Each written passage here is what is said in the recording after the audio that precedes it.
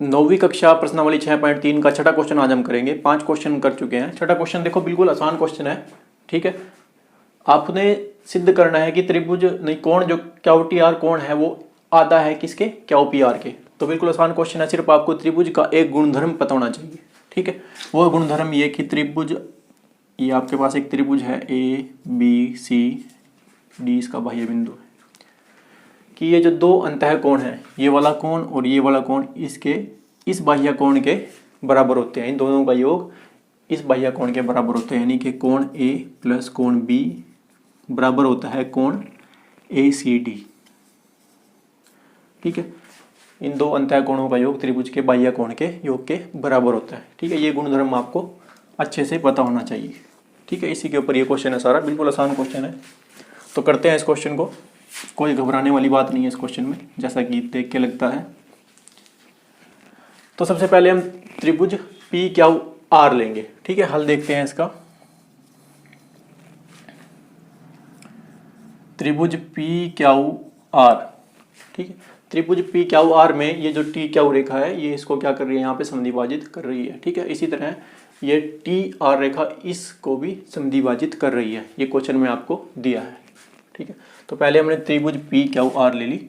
अब इसका ये बाह्य कोण कौन सा है इसका, पी आर एस, यानी कि ये पूरा कोण त्रिभुज का बाह्य कोण पी आर एस बराबर होगा किन दो के, इसके जो दो अंतः कोण है ये पी और क्यू।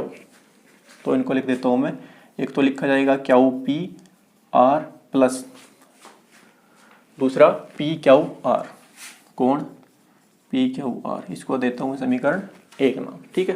बिल्कुल आसान सी बात लिखी है मैंने। त्रिभुज पी क्यू आर ली है, इसके बाह्य कोण का योग इसके दो अंतः कोणों के योग के बराबर है, ठीक है। ये बात मैंने लिख दी है। इसी तरह दूसरे त्रिभुज को देखता हूँ मैं, दो त्रिभुज है इसमें टी क्यू आर, त्रिभुज टी क्यू आर से, इसमें भी इसी तरह इसका बाह्य कोण है ये T R S, T R S, ठीक है। इसका जो बाह्य कोण है टी आर एस है, ठीक है। किन बराबर होगा, इसके इस कोण और इस कोण के योग के बराबर होगा, यानी कि ये वाला कोण है आपका क्यू टी आर प्लस दूसरा कोण टी क्यू आर, ये हो गया आपकी समीकरण 2। तो ये थी आसान सी बातें, इसकी दो आपने लिख ली है, ठीक है। अब देखना है आपने कि सिद्ध करना है, मैं क्या पूछा है आपको, क्यू टी आर को आधा दिखाया गया है किसका, क्यू पी आर का, यानी हमें क्यू पी आर को इसको आधा दिखाना है, ठीक है। तो मैं इसी समीकरण 1 को लेके चलता हूँ, ठीक है। क्यू टी आर और क्यू पी आर को आधा दिखाना है इसका, तो समीकरण 1 को लेके चलता हूँ मैं। समीकरण 1 में क्या करता हूँ मैं, इसका आधा कर देता हूँ। देखो टी आर एस क्या है, इस पी आर एस का आधा है, देखो ध्यान से, टी आर एस क्या है, पी आर एस का इस पूरे कोण का आधा है, क्योंकि ये दोनों कोण समद्विभाजित हैं। तो मैं क्या करूँगा, समीकरण 1 को पूरी समीकरण को 2 से भाग कर दूंगा, उसका आधा कर दूंगा, ठीक है। ये इसमें मेन बात है बस, समीकरण 1 को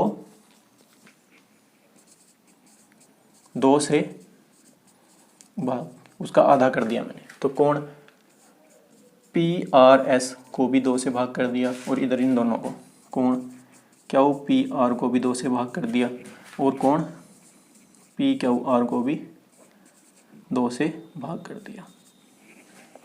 तो अब ध्यान से देखना, सिर्फ एक काम किया मैंने, इस समीकरण को 2 से भाग किया है, तो पी आर एस का आधा कर दिया मैंने। तो पी आर एस का आधा क्या होगा, पी आर एस का आधा हो जाएगा टी आर एस, ठीक है।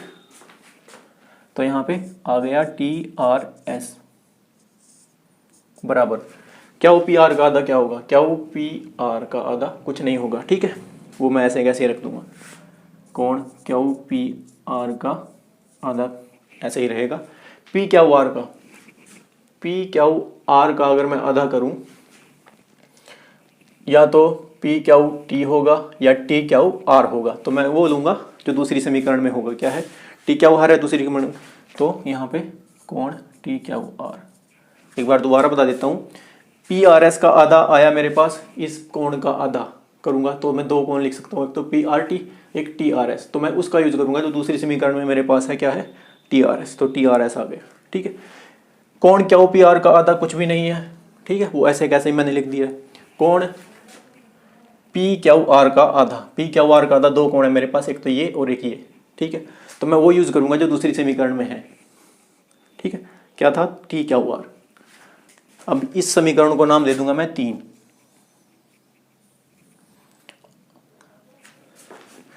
यहां तक आपकी समझ आ गया होगा अच्छे से, ठीक है। अब समीकरण 2 और 3 का प्रयोग करना है मैंने। देखो यहाँ भी टी आर एस का मान है, यहाँ भी टी आर एस का मान है, तो इन दोनों का प्रयोग करके इन दोनों को बराबर रखूंगा, क्योंकि यहाँ भी टी आर एस का ये मान है, यहाँ भी टी आर एस का ये मान है, तो जो दोनों टी आर एस के मान है वो आपस में बराबर रखे जाएंगे। समीकरण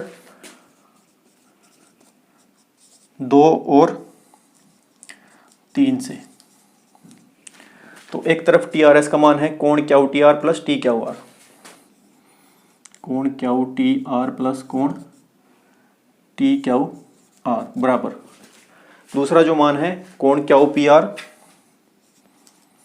कोण क्यू पी आर बटे 2 प्लस कोण टी क्यू आर, कोण टी क्यू आर, ठीक है।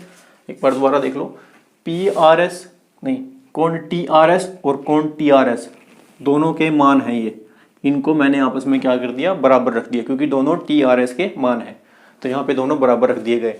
अब दोनों में टी क्यू आर, या तो मैं इसको बराबर से इधर ले जाऊंगा या इसको इधर लाऊंगा, तो ये आपस में क्या हो जाएंगे, कट जाएंगे, क्योंकि ये उस तरफ जाके माइनस का होगा, एक प्लस का है, तो ये आपस में कट जाएंगे। अब बचा क्या है मेरे पास, कोण क्यू टी आर बराबर कोण क्यू पी आर बटे 2, और यही क्या था, मेरे को सिद्ध करना था, ठीक है। तो ये था आपका छठा क्वेश्चन, बिल्कुल आसान सा क्वेश्चन था। सिर्फ आपको त्रिभुज के एक गुणधर्म का प्रयोग करना था कि जो त्रिभुज के अंतः कोणों का योग होता है वो त्रिभुज के इस बाह्य कोण के योग के इस बाह्य कोण के बराबर होता है, ठीक है। दोनों त्रिभुजों में उसी का प्रयोग करके मैंने 2 समीकरणें लिखी। तो एक समीकरण में थोड़ा सा चेंज किया, वो चेंज कैसे किया, इस आधार पर किया कि जो पी आर एस का आधा करता हूँ तो मैं ये आता है, तो मैंने पूरी की पूरी समीकरण को आधा किया, ठीक है। उसका थोड़ा सा हिंट मुझे यहाँ से मिलता है, यहाँ पे क्यू पी आर का आधा दिया हुआ है, तो मतलब इस समीकरण में मुझे कुछ चेंज करना होगा, ठीक है, उसका आधा करना होगा। तो ये था 6.3 का छठा क्वेश्चन।